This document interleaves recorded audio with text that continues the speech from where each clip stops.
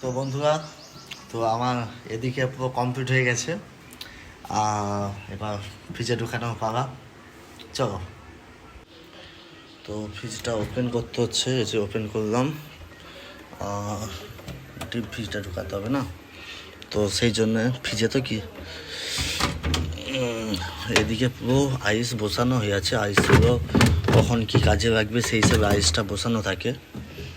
যাই হোক, আমার বাবা আইস বসানো কমপ্লিট এদিকে। আর এবার এটা ঢুকাচ্ছি।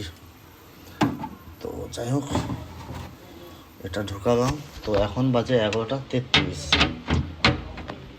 আমার এটা একটু কমানো আছে, একটু বাড়াবো, কেননা যাতে আমি দুপুরের মধ্যে কমপ্লিট করতে পারি। ওকে, জানি না তো আইসক্রিমটা কেমন হবে। তো যাই হোক, আপনারা একটু বলবেন কেমন হবে। অবশ্যই খাওয়ার সময় বুঝাবো কী আগে খেতে। তবে অনেক করেছি, জানি না আসলেই ভালো হওয়ার কথা। ওকে।